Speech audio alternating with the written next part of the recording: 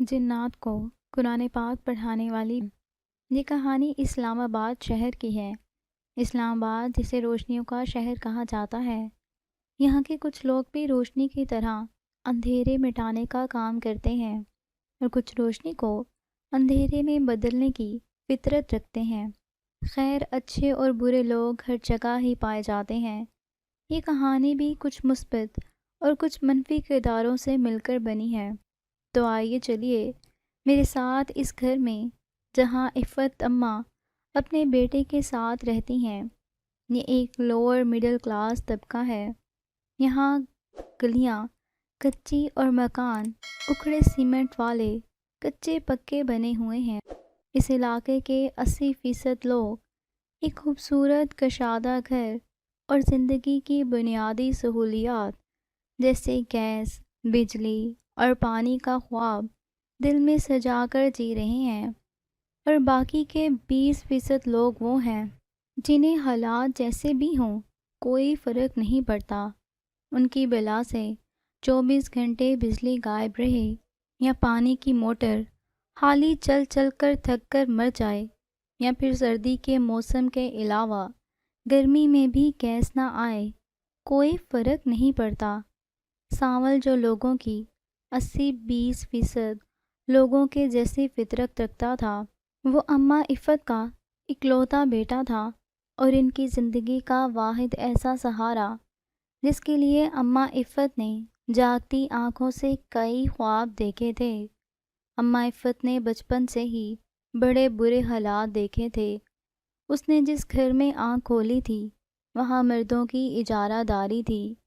لڑکیوں کو وہ مقام نہیں دیا جاتا تھا جس کی وہ حقدار ہوتی ہیں۔ زیادہ بیٹیاں ہونا بے عزتی کی بات سمجھی جاتی تھی، اور اگر بیٹے تعداد میں زیادہ ہوتے تو اس بات کو اعلیٰ رتبے کی علامت اور لڑکوں کے ماں باپ کو قابل عزت سمجھا جاتا تھا۔ ان سے فیصلے اور مشورے لیے جاتے تھے۔ عفت اپنے ماں باپ کی چوتھی بیٹی تھی۔ اس کی پیدائش کے 2 سال بعد ہی اس کی ماں کا انتقال ہو گیا تھا، اور وہ اپنی بڑی 3 بہنوں اور دادی کی ذمہ داری بن گئی تھی۔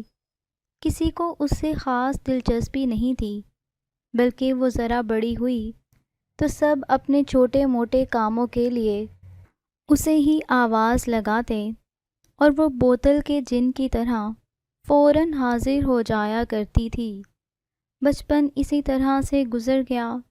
لڑکیوں کے لیے دنیاوی تعلیم کا وہاں رواج نہیں تھا، مگر دوپہر ہوتے ہی محلے کے سب بچے اور بچیاں ہاتھوں میں سپارے اٹھائے محلے میں ایک نیک عورت کے پاس اس کے گھر کی بیٹھک میں پڑھنے کے لیے جمع ہو جاتے۔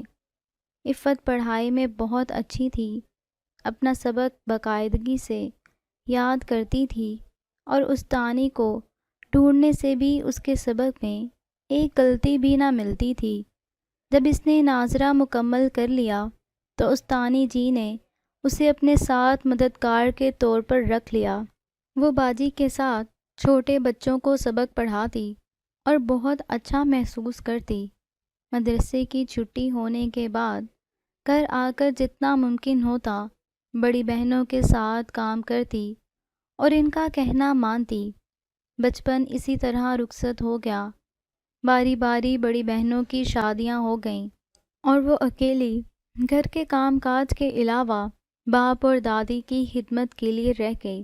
دادی بوڑھی ضعیف ہو چکی تھی، کوئی کام کرنا تو دور کی بات، ان سے ہل کر پانی تک نہ پیا جاتا تھا، اور سردی کے موسم میں تو ٹھنڈ کی وجہ سے ان سے اٹھنا بیٹھنا مشکل ہو جاتا تھا۔ اس لیے عفت اب مدرسے نہیں جاتی تھی اور پوری طرح سے دادی اور گھر کی دیکھ بھال کا کام کرتی تھی۔ وہ شدت سے اپنی بہنوں کا انتظار کرتی رہتی، مگر وہ سب اپنی زندگی کے جھمیلوں میں گم ہو گئی تھیں۔ اپنے بچوں اور سسرال والوں کے معاملات میں پڑھ کر وہ تو شاید بھول ہی گئی تھیں کہ ان کی ایک چھوٹی بہن بھی ہے جو 2 باتیں کرنے کی خواہش دل میں لے کر ان کے آنے کی دن گنتی ہے۔ وہ مہینوں بعد تھوڑی سی دیر کے لیے آتی اور کچھ دیر بیٹھ کر اپنے دکھڑے سنا کر رخصت ہو جاتی۔ وہ بات کرنے کا ارمان دل میں لے کر ہی رہ جاتی۔ دادی کو بہت کم سنائی دیتا تھا، کوئی کام کی بات بھی 3-4 بار اتنی زور سے آواز میں کہنی پڑتی کہ محلے والے بھی ساری بات سمجھ جاتے۔ ایک روز دادی کا کمزور وجود بھی منو مٹی تلے جا سویا اور وہ روتی تڑپتی رہ گئی۔ کچھ ہی دنوں میں بہنیں بھی جو تعزیت کے لیے آئی ہوئی تھیں باری باری اپنے گھر چلی گئیں اور ابا نے بھی کام پر جانا شروع کر دیا، تو وہ گھر میں اکیلی بلائی پھرتی۔ اب محلے والوں اور رشتہ داروں نے اعتراض شروع کر دیا کہ جوان جہاں لڑکی کا گھر اکیلے رہنا ٹھیک نہیں۔ راشد عفت کا ابا دوسری شادی کرے یا پھر عفت کی شادی کر دی جائے۔ اس سے پہلے کہ لوگ اس بات کو ہی مسئلہ بنا کر راشد کے خلاف ہوتے، اس نے دوسری شادی کرنے کا فیصلہ کر لیا اور جلد ہی اپنے محلے کی ایک رشتہ کرانے والی عورت زیتون کی مدد سے رشتہ تلاش کر کر عفت کی نئی ماں گھر میں قدم رکھا تو اس گھر کو صرف اپنی ملکیت سمجھا۔ اس کی نظر میں عفت کی کوئی اہمیت نہیں تھی۔ ہانڈی چولہا عفت کی ماں نے سنبھال رکھا تھا اور جھاڑو برتن عفت کی ذمہ داری تھی۔ کپڑے بھی عفت ہی دھوتی۔ کھانے پینے کی چیزوں پر اس کی سوتیلی ماں کا قبضہ تھا۔ محلے والے اور عفت کی بہنیں یہی سوچتیں کہ وہ ایک اچھی عورت ہے جس نے گھر میں آتے ہی چولہا سنبھال لیا ہے، جبکہ اس کی چالاکی سے صرف عفت واقف تھی۔ وہ بوٹیاں خود کھا کر آلو اور شوربہ عفت کے لیے چھوڑ دیتی اور جان بوجھ کر روٹی کم بناتی، جس کی وجہ سے پیٹ بھر کر کھانا عفت کے لیے مشکل ہو جاتا، مگر وہ اس میں بھی خوش تھی اور کچھ کہہ کر گھر کا ماحول خراب نہیں کرنا چاہتی تھی۔ اس لیے اس نے کبھی کسی کے سامنے ماں کی برائی نہیں کی تھی۔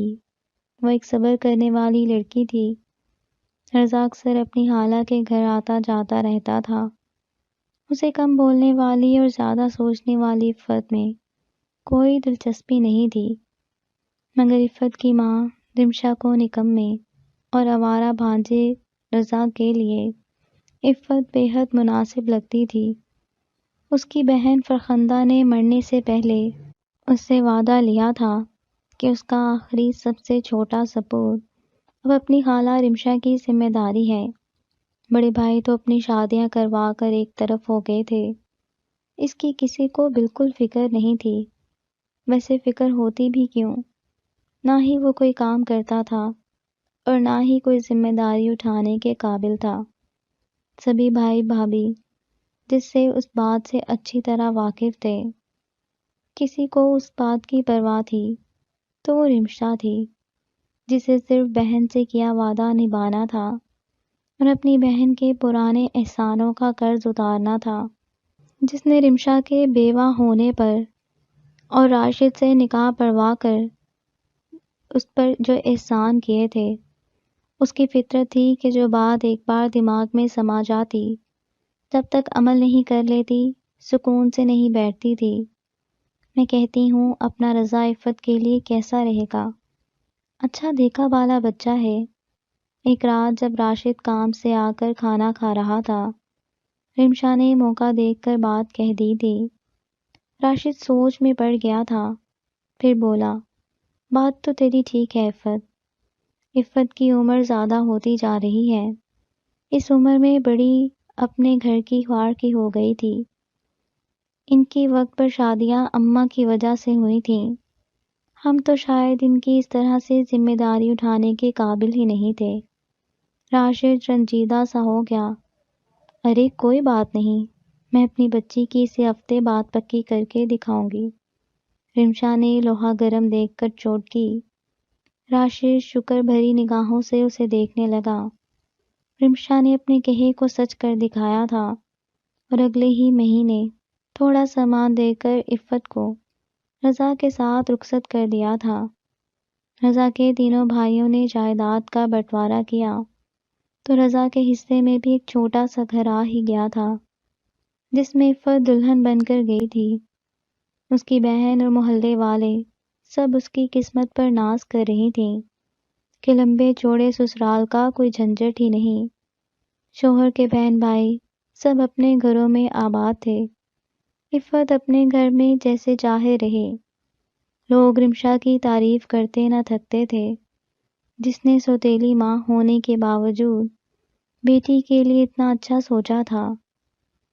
خیر یہ ہوا کہ رضا جو شادی سے پہلے آوارہ گرد اور غیر ذمہ دار تھا، شادی کے بعد ایک فیکٹری میں مکمل طور پر کام کرنے لگا اور مہینے کے آخر میں ساری تنخواہ لا کر عفت کے ہاتھ پر رکھ دیتا۔ وہ گھر چلاتی اور کچھ پیسے بچا کر بھی رکھتی تھی۔ عفت اپنے گھر میں بہت خوش اور آباد زندگی گزار رہی تھی۔ رضا بھی اس کے ساتھ بہت خوش تھا۔ شادی کے 1 سال بعد ان کے گھر بیٹے کی پیدائش ہوئی تو انہیں ایسا محسوس ہوا گویا انہیں دنیا میں ہی جنت مل گئی ہو۔ رضا نے بیٹے کا نام سانول رکھا اور اس کی پیدائش کی خوشی میں مٹھائی بانٹی اور سب رشتہ داروں کی دعوت بھی کی۔ سبھی لوگ سانولی سلونی عفت کی قسمت پر ناز کرتے تھے، جسے چاہنے والا شوہر اور چاند سا بیٹا ملے تھے۔ زندگی کی انہی خوشیوں کو کسی کی بد نظر لگ گئی تھی۔ زندگی کی یہ خوشیاں اتنی مختصر ثابت ہوں گی، یہ تو عفت نے کبھی سوچا بھی نہیں تھا۔ ایک روز رضا کام پر گیا تو 4 کاندھوں پر واپس آیا۔ اس کا بہت برا ایکسیڈنٹ ہوا تھا جس میں اس کی جان نہیں بچ سکی تھی۔ عفت کی تو جیسے دنیا ہی اندھیر ہو گئی تھی۔ اسے کسی چیز کا ہوش نہیں رہا تھا۔ لوگ اسے ہوش میں لانے کی کوشش کرتے مگر وہ چیختی چلاتی اور پھر سے ہوش سے بیگانہ ہو جاتی، اور جب اسے ہوش آیا تو رضا منو مٹی تلے جا سویا تھا۔ ساری دنیا اسے ترس بھری نگاہوں سے دیکھتی رہی اور جوانی میں بیوہ ہونے پر افسوس کرتی رہی۔ شروع دنوں میں لوگوں نے بیوہ سمجھ کر مدد کی، مگر سفید پوش گھرانوں میں جہاں اپنا دال روٹی مشکل سے چلنا ہوتا ہے، کوئی کسی مستقل طور پر کسی کی ذمہ داری کیسے اٹھا سکتا ہے؟ سو عفت کو بھی جلد ہی محنت مزدوری کی طرف آنا پڑا۔ وہ دن رات لوگوں کے کپڑے سیتی اور اس سے ملنے والی اجرت سے گزارا کرتی۔ وہ سانول کو اچھی تعلیم دلوانا چاہتی تھی، اور جو خواب ان دنوں اس نے مل کر سانول کے لیے دیکھے تھے، ان سبھی خوابوں کو پورا کرنا چاہتی تھی۔ یہ سب محنت کرنے سے ہی ممکن تھا۔ سو وہ دن رات محنت کرتی اور سانول کی ہر ضرورت کو پورا کرتی۔ سانول بڑا ہوا تو اس نے اس کو اسکول داخل کرا دیا۔ وہ اسکول جاتا تو وہ اسے پڑھتا دیکھ کر بڑی خوش ہوتی۔ وہ صبح سانول کو اسکول بھیجنے کے بعد دوپہر تک سلائی کا کام کرتی اور پھر دوپہر کو بچوں کو قرآن پاک کی تعلیمات دیتی۔ اس نے اپنی زندگی کو انہی کاموں کے لیے وقف کر دیا تھا۔ صرف پیسہ نہیں، وہ انسانوں کی خدمت کو اپنا اولین فرض سمجھتی تھی، اور جس جگہ بھی کوئی پریشانی ہوتی وہاں اپنا کردار ادا کرنے کے لیے ضرور جاتی۔ لوگ دور دور سے اس سے دم کروانے کے لیے آتے اور خصوصی طور پر دعا کی درخواست کی جاتی۔ سانول بڑا ہوا تو عفت کو پہلی بار شوہر کی کمی بڑی شدت سے محسوس ہونے لگی۔ جوان اولاد کو زمانے کی اونچ نیچ سکھانا ایک ماں کی ذمہ داری نہیں ہوتی۔ یہ بات عفت کو اس روز سمجھ آ ہی گئی جس دن ساون پہلی بار سگریٹ ہاتھ میں پکڑے گھر میں داخل ہوا۔ اسے دیکھ کر عفت کا سر چکرایا تھا اور اپنے سارے خواب منو مٹی تلے جاتے معلوم ہوئے تھے۔ اسے اپنی محنت کا ایسا صلہ ملنے والا تھا، اس نے کبھی خواب میں بھی نہیں سوچا تھا۔ کچھ ہی دیر میں اس نے خود کو سنبھالا اور اس کے قریب آ کر اسے سمجھانے لگی، میرا پتر، یہ چیز صحت کی دشمن ہے، اس سے دور ہو جا، تجھے میرے پیار کا واسطہ۔ عفت کا انداز منت بھرا تھا۔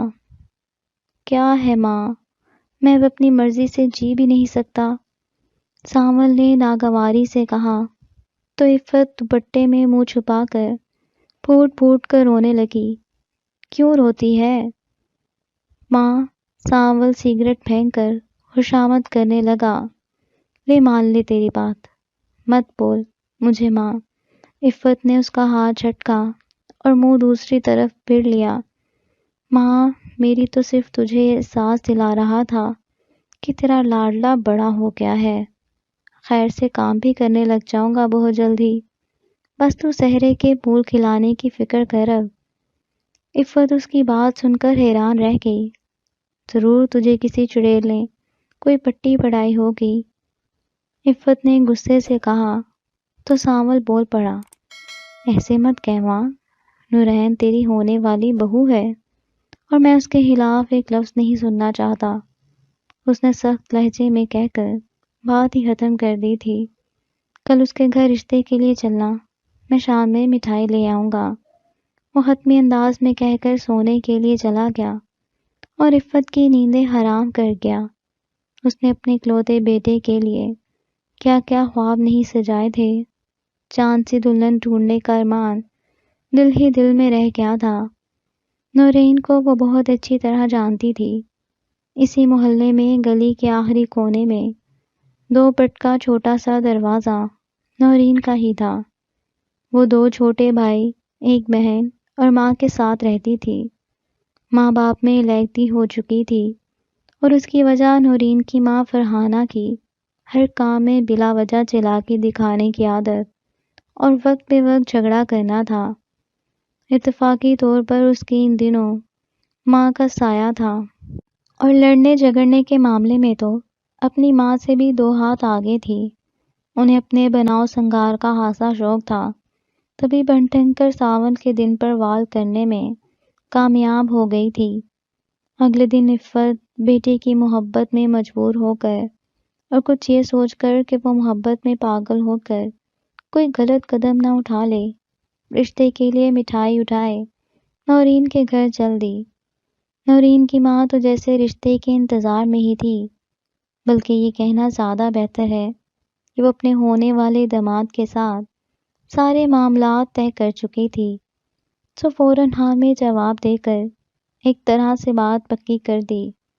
عفت کے دل میں رشتے سے انکار ہونے کی جو ذرا سی امید تھی وہ بھی دم توڑ گئی تھی اور وہ گھر آ کر بہت غمزدہ ہوئی، مگر پھر خود ہی اپنے دل کو سمجھایا کہ بیٹے کی نئی زندگی کی شروعات میں رونا ڈالنا اچھی بات نہیں، برا شگن ہے۔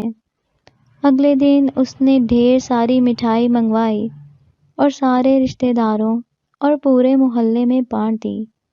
نورین کی ماں نے بات پکی ہونے کی دعوت کی تو اس نے نورین کے لیے مہنگے کپڑے، جیولری، میک اپ، ہر چیز خریدی اور مٹھائی کے ٹوکرے کے ساتھ اپنی بہنوں اور ماں کے ساتھ لے کر بڑی خوشی سے گئی۔ نورین خوشی کے مارے ہواؤں میں اڑتی پھر رہی تھی اور اپنی جیت کا جشن منا رہی تھی۔ وہ دن بھی ختم ہوا اور عفت اس رشتے پر سمجھوتا کر کے اور صبر کے گھونٹ بھر کر پھر سے اپنی مصروفیات میں کھو گئی۔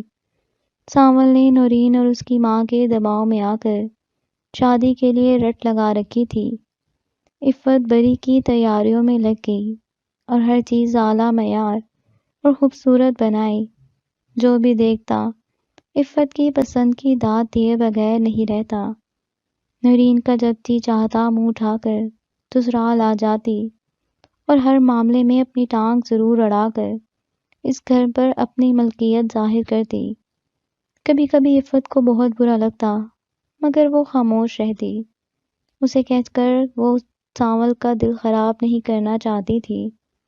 بیچاری اس بات سے تو بالکل ہی بے خبر تھی کہ بہت جلد اس کا وہی حال ہونے والا ہے جو باپ کے گھر سوتیلی ماں کی موجودگی میں ہوتا تھا۔ خیر ایک دن تو اس نے حد ہی کر دی۔ دوپہر کا وقت تھا۔ اماں عفت کے پاس پڑھنے کے لیے آنے والے بچوں کے آنے کا وقت ہو گیا تھا۔ اسی وقت نورین بھی بڑے دھڑلے سے ہونے والے سسرال میں مٹر گشت کرنے کے لیے آ گئی اور بڑے مزے سے بیٹھ کر ادھر ادھر کی باتیں کرنے لگی۔ اماں یہ کام تم ہر روز گھر میں بچوں کا رش لگائے رکھتی ہو۔ دیکھو، میں پہلے ہی بتا رہی ہوں، ہماری شادی کے بعد اس گھر میں یہ بچوں کا شور ہنگامہ نہیں چلے گا۔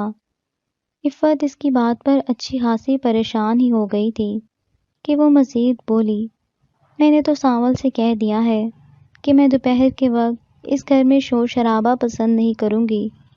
یہ تو وقت ہوتا ہے دن کے وقت سکون سے سونے کا، اسی وقت میں یہ بچے آ جائیں گے تو میں سوؤں گی کس وقت؟ سونے کے لیے پورے 10 گھنٹے کی رات کم نہیں ہوتی، پھر بھی اگر دن میں سونے کے چاؤ آئیں سسرال آ کر ہی پورے کرنے ہیں تو تمہیں میری بچی سانول کو کہہ دوں گی کہ تمہارے لیے کوئی بہتر ٹھکانہ ڈھونڈ لے، کیونکہ بچے تو روز آئیں گے اور ان کو میں نہیں روک سکتی۔ عفت نے بچوں کی اماں عفت ہونے کا ایسا کھری کھری سنا کر ثبوت دیا کہ نورین اپنا سا منہ لے کر رہ گئی اور کچھ ہی دیر میں بے عزتی کروا کر چلتی بنی۔ دراصل وہ اچھی طرح سمجھ چکی تھی کہ اس معاملے میں کچھ کہا تو اماں عفت شادی کے بعد گھر سے باہر کا راستہ دکھا دیں گی، اور سانول مالی طور پر اتنا مضبوط نہیں ہے کہ اس کے لیے الگ گھر کا بندوبست کر سکتا، تو خاموش رہنے میں ہی عافیت تھی۔ اماں عفت نے شادی پر بھی کوئی کسر نہیں چھوڑی تھی اور دل کھول کر اپنی جمع پونجی خرچ کی۔ چھوٹا کمرہ اپنے استعمال میں لے کر بڑے کمرے میں بہو کا سامان سیٹ کرا دیا۔ شادی کے بعد نورین اپنی مرضی سے سوتی جاگتی اور گھر کا کوئی کام نہیں کرتی، مگر کبھی عفت نے یہ سوچ کر کوئی نوٹس نہیں لیا کہ آخر پہلے بھی وہ خود اکیلے ہی کام نپٹاتی تھی، اگر اب کر لے گی تو کوئی بات نہیں۔ سانول نے بھی کبھی بہو کو سمجھانے کی کوشش نہیں کی تھی، اسے بھی ماں کا ہاتھ بٹانا چاہیے۔ سانول کی نوکری لگی تو نورین ہٹ چڑھا کر اپنے قبضے میں کرنے کی کوشش کرنے لگی اور عفت کو بات بات میں ٹوکتی رہتی، اور اس کا کیا ہوا کوئی کام اسے پسند نہ آتا، ہر کام میں ہزار نقص پیش کر دیتی۔ سانول صبح کا گھر سے نکلا، رات کو واپس لوٹا تو اماں عفت اسے کوئی شکایت لگا کر پریشان نہیں کرنا چاہتی تھیں۔ انہی دنوں نورین کو ماں بننے کی خوشخبری ملی تو خود کو آسمان سے اتری شے سمجھنے لگی۔ سانول اور عفت بے حد خوش تھے، اور اسی خوشی کی وجہ سے اماں عفت اس کا برا رویہ بھی ہنس کر ٹال رہی تھیں۔ ویسے بھی اب تک تو وہ اس کی بری فطرت کی عادی ہو ہی گئی تھیں۔ سانول اور عفت اس کا بڑا خیال رکھتے۔ اماں عفت ہر روز گھر میں اس کی پسند کا کھانا بناتیں اور سب سے پہلے اس کو نکال کر ہی پیش کرتیں۔ ایک روز فرحانہ بیٹی کی طرف آئی تو نورین عادت کے مطابق ریموٹ ہاتھ میں پکڑے ٹی وی کے آگے بیٹھی تھی اور عفت برتن دھو کر سلائی کر رہی تھی۔ نوری، تو اس بڑھیا سے اس کی کمائی کا حساب مانگنے لگی کہ نہیں؟ فرحانہ نے اس کے کان میں کہا تو وہ ہنس پڑی۔ لو جی کر لو گل، مانا میں بے شرم ہوں، مگر اتنی بھی نہیں کہ اس سے اس کی کمائی کا حساب کتاب کروں گی، اور ویسے بھی وہ گھر میں ہی خرچ کرتی ہے، معلوم ہے مجھے۔ اس کے جواب پر فرحانہ سر پیٹ کر رہ گئی۔ ہمیشہ جلدی ہی رہنا تو، وہ تو مجھے بھی معلوم ہے کہ گھر میں ہی خرچ کرتی ہوگی، مگر پاگل لڑکی، بھرم بنانا بھی کوئی چیز ہوتی ہے۔ اس گھر میں تو نے اپنے پاؤں مضبوط کرنے ہیں اور مالکن بننا ہے، تو لکھ لے میری بات، جب تک ہر خرچ پر سانپ کی طرح مالک بن کر نہیں بیٹھے گی تو مالکن بن ہی نہیں سکتی۔ میری بچی، یہ بوڑھا مجھے آگے کھسکتی ہوئی نظر نہیں آ رہی۔ کچھ لوگ ہوتے ہیں ڈھیل، جو مرتے ہیں نہ جان چھوڑتے ہیں، یہ بھی مجھے ایسی ہی لگتی ہے۔ اگر بچہ ہونے کے بعد اس گھر میں اپنی حکمرانی چاہتی ہے تو ابھی سے کھلی شروع کر، اور خالی خولی کان سے سن کر میری باتوں کو دوسرے کان سے نہ اڑانا، بلکہ اس ٹی وی شو کو چھوڑ کر آج سے ہی عمل کر۔ اتنی لمبی چوڑی نصیحت سے نوری بہت کچھ تو سمجھ ہی گئی تھی، جو سوچنے پر مجبور ہو گئی۔ بات تو تیری 100% درست ہے ماں، مجھے کچھ کرنا چاہیے، وہ ماں سے پوچھنے لگی۔ اب بائنا لائن پر فرحانہ ہنس کر بولی اور اسے سمجھانے لگی، تو اس بڑھیا کو کسی بھی طرح کونے سے لگانے کی کوشش شروع کر دے، پورے گھر پر اپنی حکومت چلا اور ساتھ ساتھ گھر کے کام بھی کر، تاکہ اس بڑھیا کا پتہ صاف ہو اور پورے گھر پر صرف تیری اجارہ داری ہو۔ ماں نے تفصیل سے سمجھایا تو نوری کی موٹی عقل میں بات سما ہی گئی۔ اگلے دن صبح کے وقت نورین کو ناشتہ بناتے دیکھ کر عفت بہت خوش ہوئی اور دل سے اس کے لیے دعائیں کرنے لگی۔ وہ دل میں سوچ رہی تھی کہ چلو اچھا ہے، نورین کو ذرا دیر سے ہی صحیح مگر گھرداری کی فکر ہوئی اور وہ اپنی ذمہ داری نبھانے لگی ہے۔ وہ بھی خوش فہمی کے سمندر میں تیر رہی تھی کہ نورین نے اس کے آگے ناشتے کی ٹرے رکھی۔ آدھا پراٹھے کا ٹکڑا اور آدھی پیالی چائے دیکھ کر عفت کو اپنی آنکھوں پر یقین کرنا مشکل ہو گیا۔ اتنی تنگ دل نہ وہ خود تھی اور نہ ہی اسے اتنی تنگ دلی کی اس سے امید تھی۔ پھر اس نے سوچ کر اسی پر گزارا کر لیا کہ ہو سکتا ہے نورین اتنے عرصے بعد چولہے کے آگے بیٹھ کر تھک گئی ہوگی اور اس نے کچھ کہہ کر پہلے ہی دن کوئی بدمزگی پیدا کرنے کی کوشش نہیں کی اور خاموشی ساتھ لی۔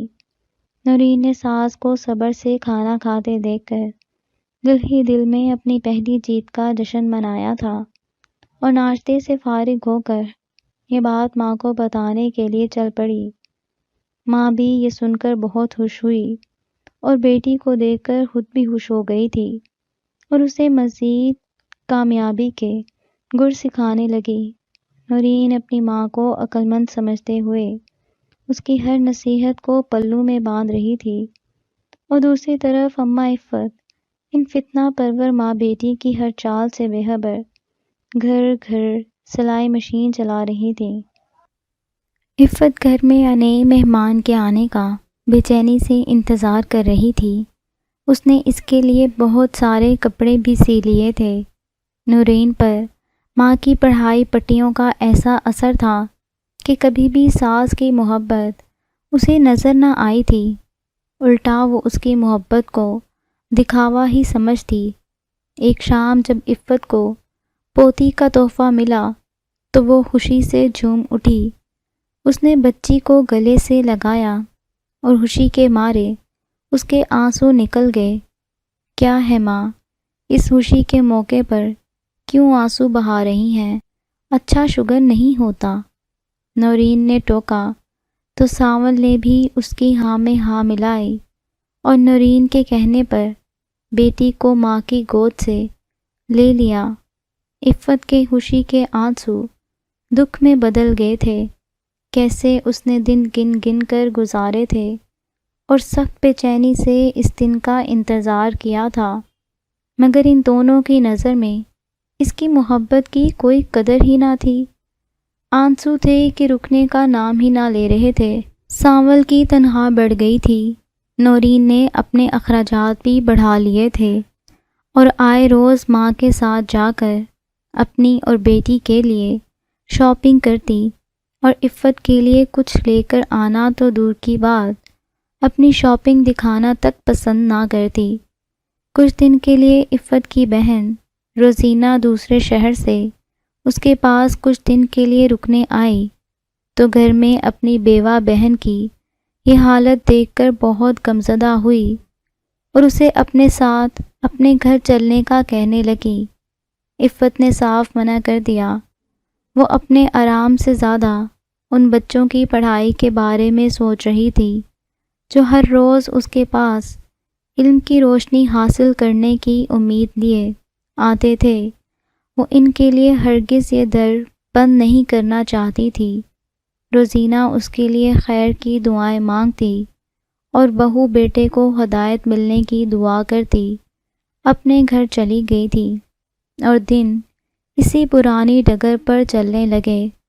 نورین کی وہی روٹین تھی، بلا وجہ محاذ کھڑا کیے رکھنا اور آتے جاتے ساس کو الٹی سیدھی باتیں کہنا جس سے اس کا دل چلتا۔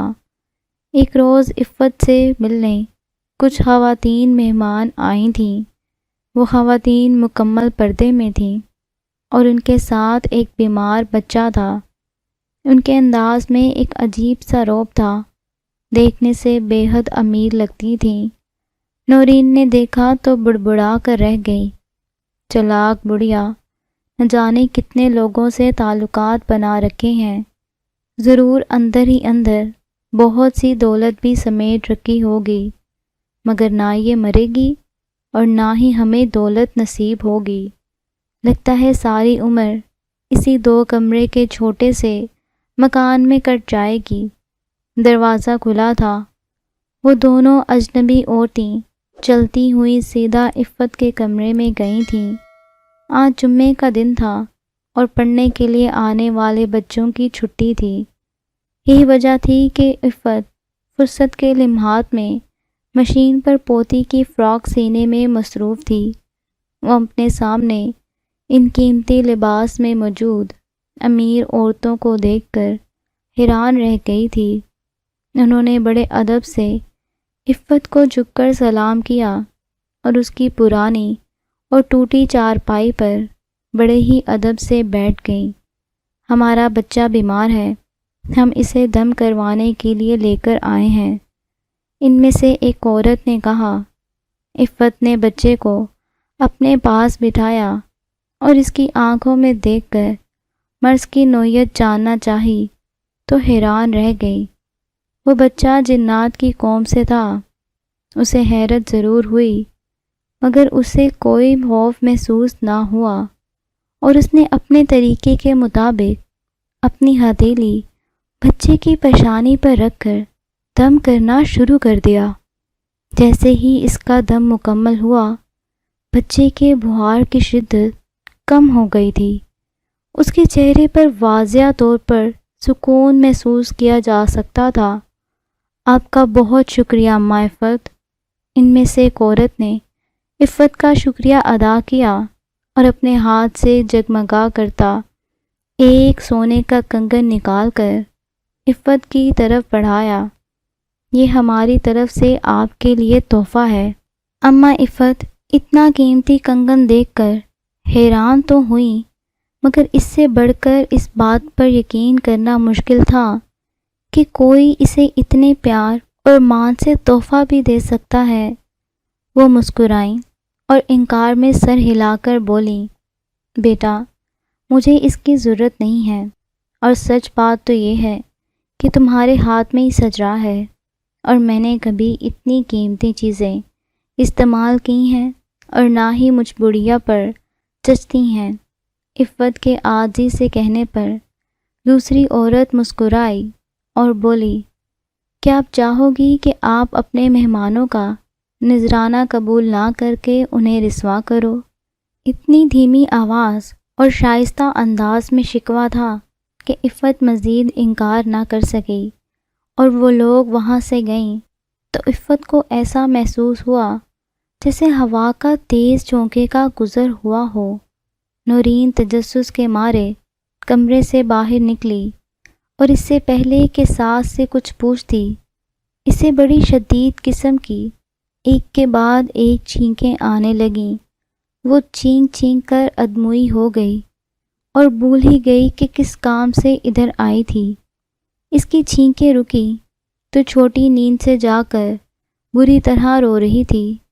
اس نے بھاگ کے جا کر بیٹی کو گلے سے لگایا اور اسے چپ کرانے لگی۔ عفت نے سونے کا کنگن اپنے تکیے کے غلاف میں چھپا دیا تاکہ نورین اس کے بارے میں نہ جان سکے۔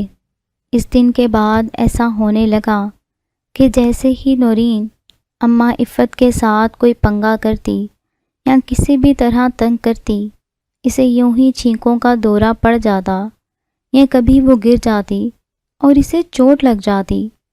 وہ عورتیں دوبارہ آئی تھیں اور اپنے بچوں کو اماں عفت کے پاس قرآن پاک پڑھنے کے لیے بٹھا دیا تھا۔ ان کے بچے بے حد حسین تھے، موٹی اور بڑی سی بھوری آنکھیں اور سنہری بالوں والے یہ بچے نہایت ہی خوبصورت تھے۔ کوئی ایک بار انہیں دیکھتا تو نظر ہٹانا مشکل ہو جاتا۔ اماں عفت کے علاوہ ان کی حقیقت کوئی نہیں جانتا تھا۔ وہ دوسرے بچوں سے بات نہیں کرتے تھے اور عفت کے علاوہ ہر انسان سے صاف کتراتے تھے۔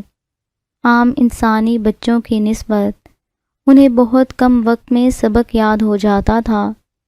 اس کی ایک وجہ یہ بھی تھی کہ وہ بچے شرارتیں نہیں کرتے تھے، صرف اپنی پڑھائی پر توجہ دیتے تھے۔ ایسا نہیں تھا کہ وہ بالکل سیدھے سادے اور بھولے بھالے بچے تھے، بس انہیں وہاں شرارت کرنے سے سختی سے منع کیا گیا تھا، اور ان کے ذہن میں تعلیمی درسگاہ کی اہمیت اس انداز سے بھٹکائی گئی تھی کہ وہ پوری دلجمی سے اپنی پڑھائی کرتے تھے۔ وہ مخصوص وقت پر وہاں پڑھنے کے لیے آتے اور سب بچوں کے چلے جانے کے بعد کافی دیر بعد جب اندھیرا پھیل جاتا اس وقت وہاں سے نکل جاتے۔ کوئی نہیں جانتا تھا کہ وہ کس جگہ سے آتے ہیں۔ اماں عفت نے بھی کبھی یہ بات جاننے کی یا ان کی ٹوہ میں رہنے کی کوشش نہ کی تھی۔ آج کل نورین نے نئی ضد پکڑ لی تھی۔ وہ سانول سے الگ گھر کی فرمائش کر رہی تھی۔ پہل سانول نے اسے سمجھانے کی بہت کوشش کی، اور جب اپنی ہر کوشش کو ناکام پایا تو قرض لینے کے لیے کوششیں کرنے لگا۔ اتنے عرصے میں وہ نورین کی فطرت سے اچھی طرح واقف ہو گیا تھا کہ وہ جان بوجھ کر ایک ایسا مطالبہ رکھ دیتی تھی۔ مقصد صرف یہ تھا کہ اپنی اہمیت کا احساس دلایا جائے۔ وہ اچھی طرح جانتا تھا کہ وہ اپنی اس ضد سے پیچھے نہیں ہٹے گی۔ نورین کے لیے الگ گھر کے لیے صبر کرنا مشکل ہو گیا تھا، سو وہ ناراض ہو کر میکے چلی گئی اور صاف کہہ دیا کہ اسی صورت واپس آئے گی جب نئے گھر کا انتظام ہو جائے گا۔ سانول نے اپنے دوست سے قرض پکڑ کر ایک مکان کا ایڈوانس جمع کرایا اور ماں کے آگے شرمندہ سا ہو کر اپنا سامان اٹھائے کرائے کے گھر میں شفٹ ہو گیا۔ ہر مہینے کرایہ دینے کی فکر اس کے ہوش اڑا رہی تھی، کیونکہ ابھی اس کی تنخواہ اتنی نہیں تھی کہ وہ ہر ماہ کرائے کے لیے معقول رقم ادا کرتا۔ اماں عفت بیٹے کے جانے کے بعد اداس رہنے لگیں اور پوتی کی یاد میں اکثر بیٹھے بیٹھے رو پڑتیں۔ ان حالات میں جنات کے بچوں نے اماں عفت کا بڑا ساتھ نبھایا۔ وہ اکثر دیر تک کھیلتے رہتے اور کبھی اپنی استانی کے لیے مزے کی چیزیں لے آتے۔ اب تو عفت ان کی لائی چاکلیٹ اور میٹھی گولیاں کھانے کی اتنی عادی ہو گئی تھی کہ اس کی سلائی مشین کی دراز میں بھی یہی چیزیں رکھی ہوتیں۔ ایک روز اماں عفت کو بخار تھا۔ اتفاق سے اس روز جمعہ تھا۔ بچوں کی چھٹی ہونے کی وجہ سے وہ گھر اکیلی اداس پڑی تھیں۔ وہ اپنے گزرے وقت، خاص طور پر شوہر کے ساتھ گزرے دنوں کو یاد کر رہی تھیں۔ جوانی کے دن بھی کیسے خوبصورت ہوتے ہیں نا۔ اس بات کا احساس بڑھاپے میں ہوتا ہے کہ ساری عمر انسان دولت کے پیچھے لالچی بن کر گزار دیتا ہے، مگر بڑھاپے میں معلوم ہوتا ہے کہ اصل دولت تو اس کی صحت تھی، جسے وہ وقت کے دریا میں بہتا ہوا گنوا آیا ہے۔ خیر، اس دولت سے ہر انسان کو ہی ہاتھ دھونے پڑتے ہیں، چاہے امیر ہو یا غریب، بد فطرت ہو یا نیک فطرت، بے وقوف ہو یا عقل مند۔ اماں عفت بخار میں جھلستے ہوئے اور ٹھنڈ سے کانپتے ہوئے یہی باتیں سوچ رہی تھیں کہ دروازے پر اچانک دستک ہوئی۔ وہ اٹھ کر دروازہ کھولنے کی ہمت کرنے لگیں، مگر اٹھنے میں ناکام رہیں۔ بخار اور کمزوری کی وجہ سے اس وقت بستر سے ہلنا ہی مشکل ہو رہا تھا۔ اٹھ کر دروازہ کھولا تو پھر بہت دور کی بات ہے۔ وہ بیچاری مفلوج سی بستر پر پڑی، دستک کی آواز سنتی رہیں۔ جھریوں بھرے چہرے پر اداسی اور زمانے بھر کے دکھ لکھے ہوئے تھے۔ تنہائی اور اپنوں سے بچھڑ جانے کا غم ان کے چہرے پر بہت نمایاں تھا۔ انہیں محسوس ہی نہ ہوا کب نیند کا جھونکا آیا اور اماں عفت کو نیند کی وادی میں لے گیا اور وہ بے خبر سو گئیں۔ کچھ دیر بعد اس کی آنکھ کھلی تو اس نے اپنی پیشانی پر 2 ننھے ہاتھوں کا لمس محسوس کیا۔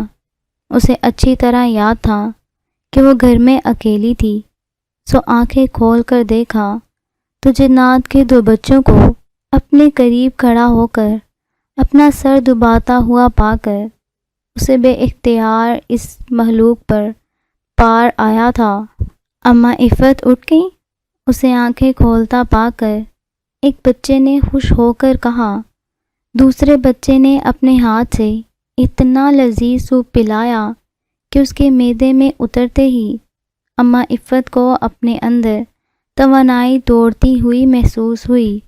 کچھ وہ صبح سے بھوکی لیٹی تھیں، نہ کچھ کھایا تھا اور نہ ہی کچھ بنانے کی ہمت تھی۔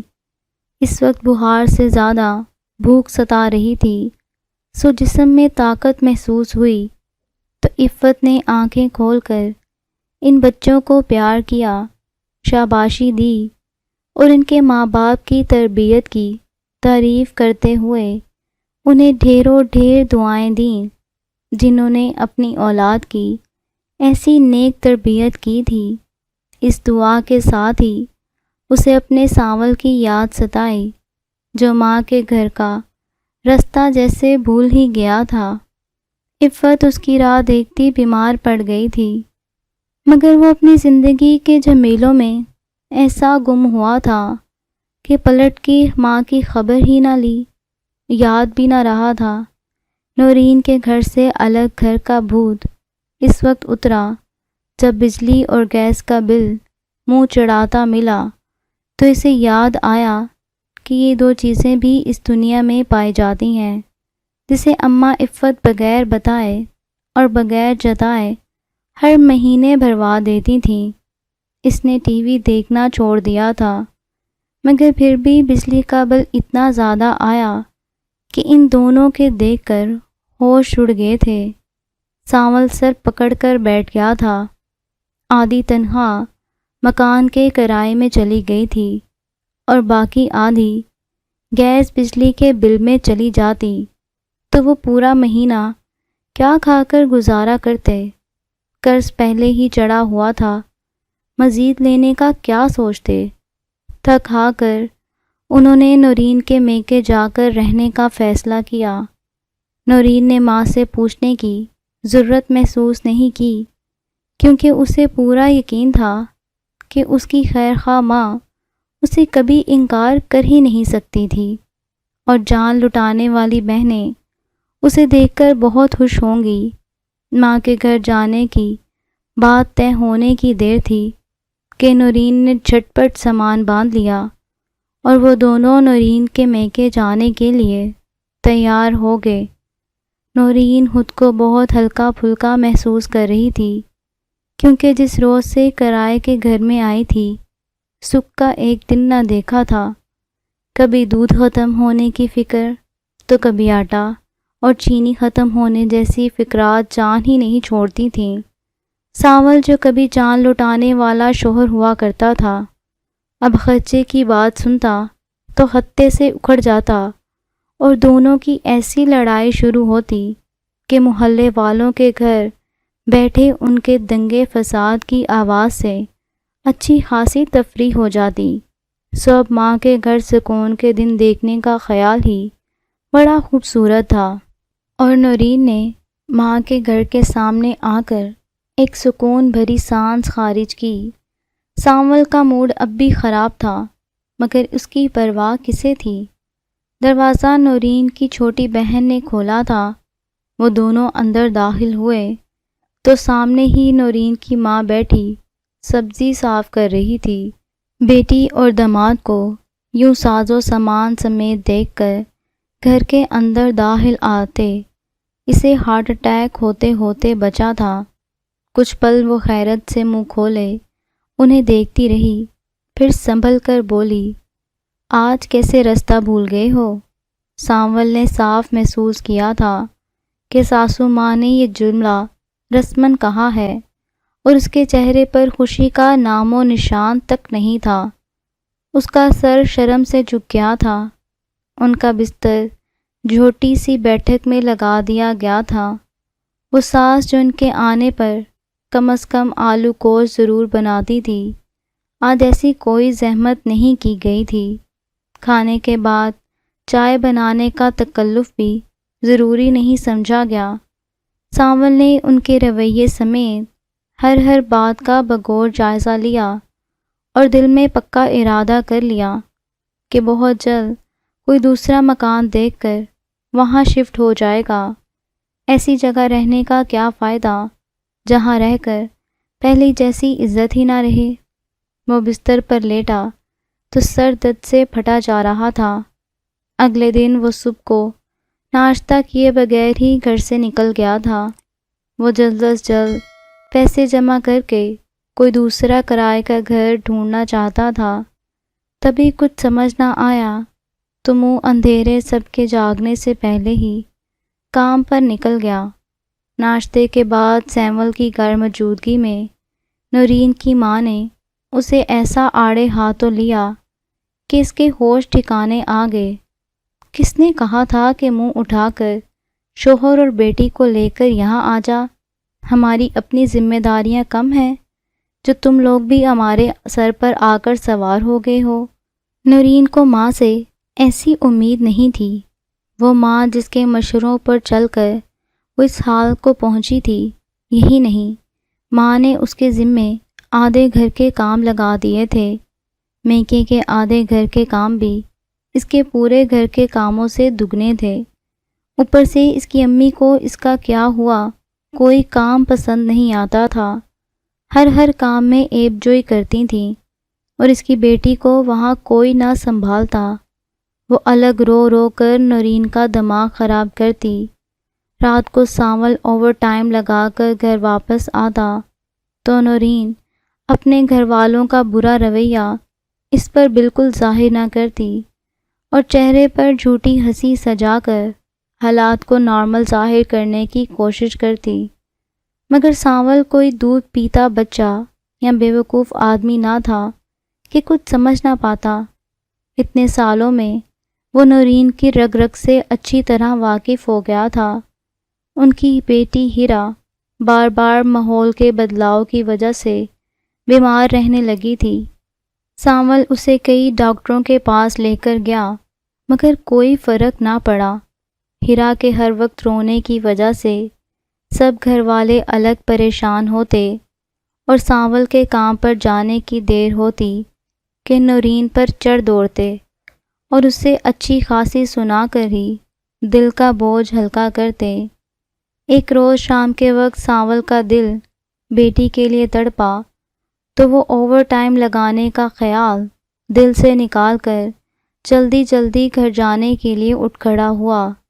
وہ گھر کے سامنے پہنچا، دروازہ کھلا دیکھ کر اندر چلا گیا۔